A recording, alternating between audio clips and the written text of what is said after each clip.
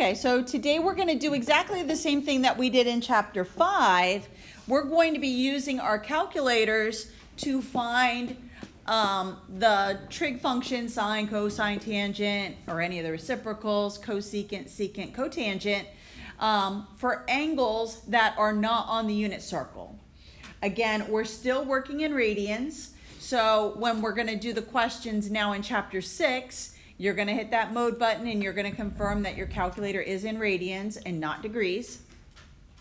But the process will be the same that we did in chapter 5. Again, the only difference is the mode button and changing it from degrees to radians. So let's go ahead and take a look at our first example. Now, I already have the answer written here, but let's see what we would do here. So anytime you get a question where they're going to give you a trig function and they're going to give you the angle. Now remember, these are radians.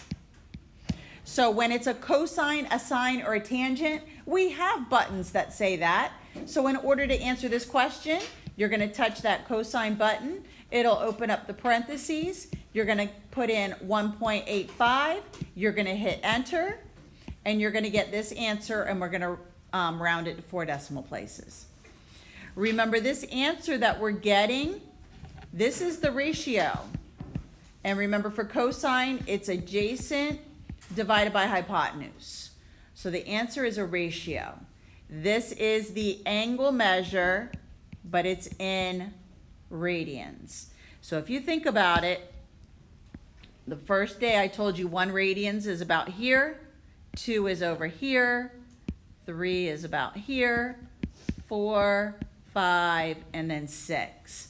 So 1.85 radians is probably in here somewhere.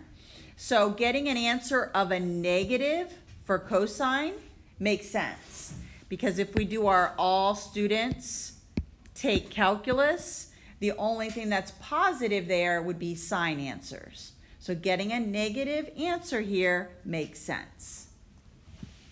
So again, cosine, we do have a button that says COS, so we're gonna touch that COS button, put this decimal in there, hit enter, and we're gonna get 0.9419.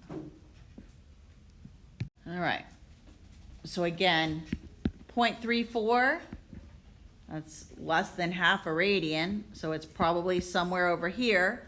And remember, all 6 trig functions are positive in quadrant 1, so getting a positive answer makes sense. Next one, this is about half a radian, so we're still in quadrant 1. We're just going to touch that cosine button, put 0.5149, and we get 0.8703. Okay, so for number 4, just like in chapter 5, this is where we don't have a button that says cotangent. So you need to remember that cotangent is the reciprocal of tangent. So what we'll do here is 1 divided by, and then tangent 1.3209. Now, someone in my other class says they like to use that fraction button by hitting the alpha key and then hitting the y equals. So that she doesn't get confused, she says she's memorizing this. So on her calculator, she, instead of doing 1 divided by, she makes it a fraction and enters it this way. She opens up the fraction button. However you want to do it.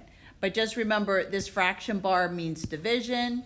So you can either do 1 divided by, then touch the tangent button, and then put in your degree measure in radians. We're going to hit enter, and we're going to get 0.2552. Okay, so for this one, we're going to do 1 divided by cosine negative 2.9234. When we hit enter, negative 1.0243. Now, notice what I entered was negative. That doesn't mean that it causes my answer to be negative. That was just coincidental. Now, again, when I showed you the approximate locations of each of the radians, we could also go backwards to figure out where the negative radians are. So again, 1 positive is here, 2, 3, 4, 5, 6. If I were to go backwards, this is 6 and -6, but -1, -2, -3, -4, -5. So a -2.9 is going to be located somewhere in here, in this third quadrant. Remember, in the third quadrant, all students take calculus. The only thing that should be positive here are tangent and cotangent, and because I was doing secant, getting a negative answer makes sense. This time it's sine. We do have a sine button, so directly in the calculator, sine 0.8203, hit enter, and this will approximately give us 0.7314. Again, this is a radian measure, and this answer is the ratio of opposite over hypotenuse. So this is a little bit less than 1 radian, so it's in quadrant 1. Getting a positive answer makes sense. Number 7, cosine. We do have a cosine button, so we're going to directly enter it in our calculator, and we get 0.5397. And again, if I were to figure out where negative 5.2 radians is located, again, if I put all my little things here, this is going to be -1, -2, -3, -4, -5. So negative 5.2 is probably about here. So if I were to draw it, quadrant 1, so I'm expecting to get a positive answer. I entered a negative, however, it ended up in quadrant 1, and all answers, all 6, are positive in quadrant 1. Okay, next one, we do have a tangent button, so we would just touch tangent, 6.4752, which is going to give me about 0.1944.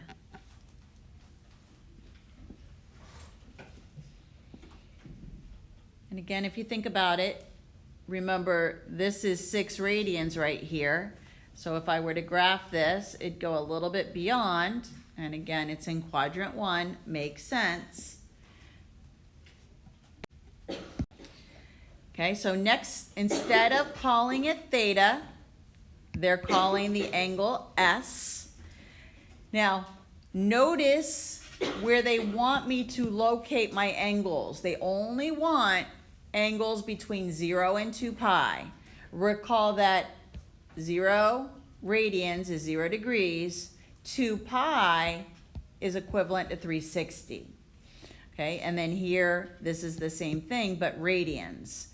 Now, notice when they're listing, they have a bracket around 0, but a parenthesis around 2 pi.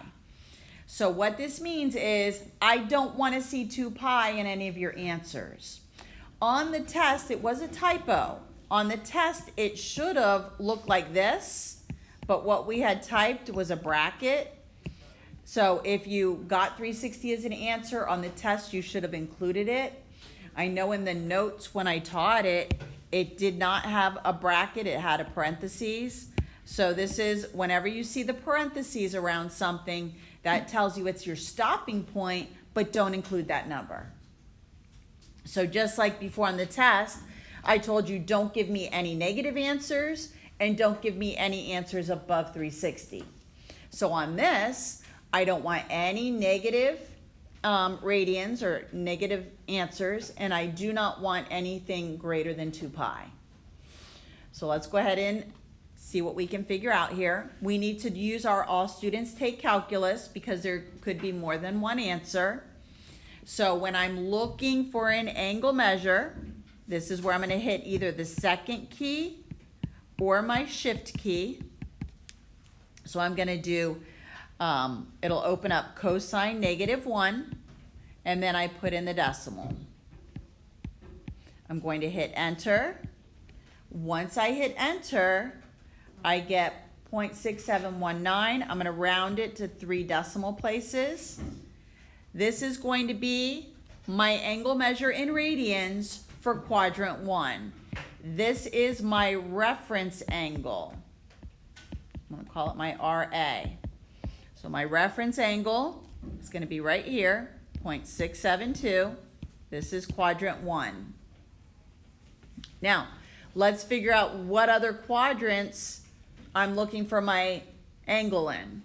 So all students take calculus. I want cosine to be positive. This tells me I'm going to get rid of this and this, because the only places that cosine is positive is quadrant 1 and quadrant 4. Now, if you recall from chapter 5, to figure out what angle goes in quadrant 4, we always did 360 minus the reference angle. So now instead of doing 360 minus the reference angle, I'm doing 2 pi minus the reference angle. And I'm using my calculator. So I'm going to do 2 times pi minus 0.672. This is going to give me my other angle, which is 5.61. Yes? 2 answers here. S can either be 0.672 or 5.61. Yes. So to find the angles in each one of the quadrants, remember in quadrant 1, it's your reference angle.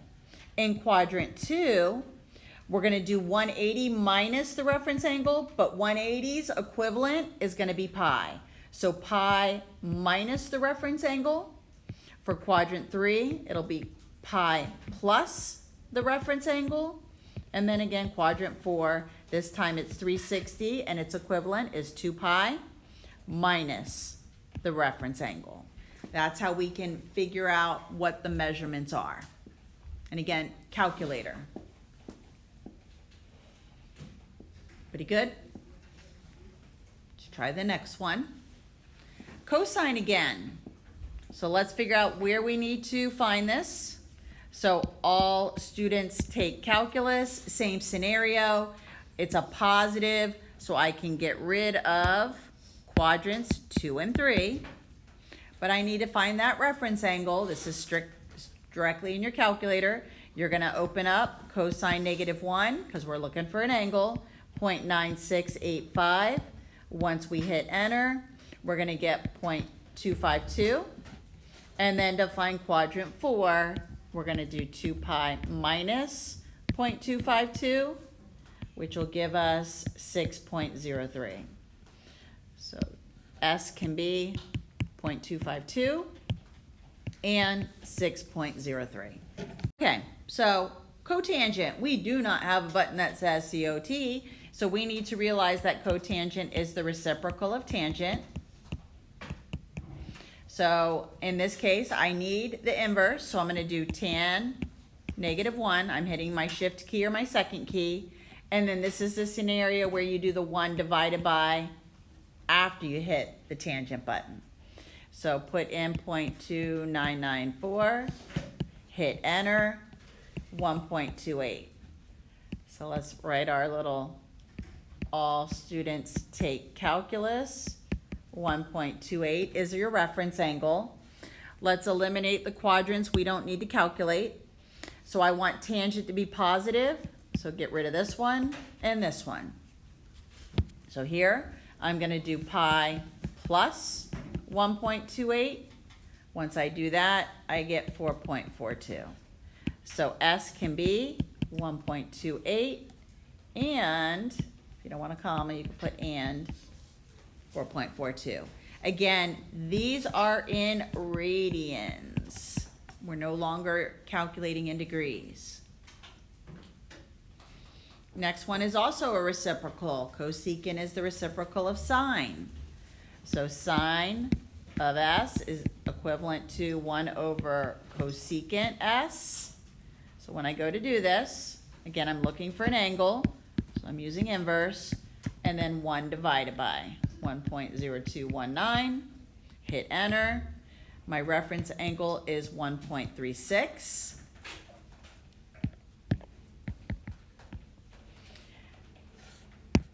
All students take calculus.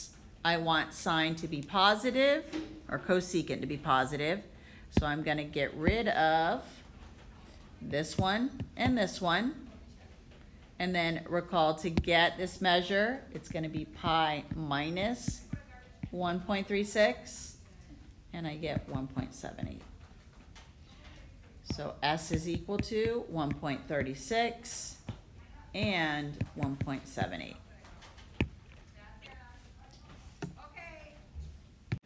Last example. Now, notice a little star here. Whenever you're looking for a theta, my advice to you is take this and put it in as a positive. If you enter it how it's given to you, you're not going to get the reference angle from quadrant 1. So I'm going to enter this as sine -1, but I'm going to enter it as positive 3425. Once I do that, I'm going to get approximately 0.3, no. I'm getting 3495. Let me round this to 0.35. So 0.35 is my reference angle for quadrant 1. If I were to have entered this as it was given, the answer I would be getting is negative 0.35, and then I'd have to move it to quadrant 1 anyways. So you're better off entering it as positive, so you get your positive reference angle. So again, let me put in my all students take calculus. I want sine to be negative, so I'm going to get rid of this and this.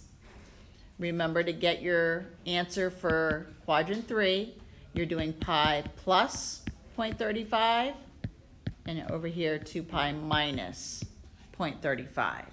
So 3.49, 5.93.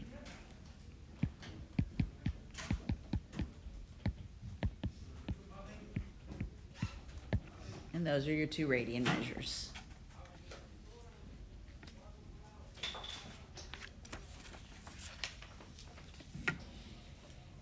Pretty good.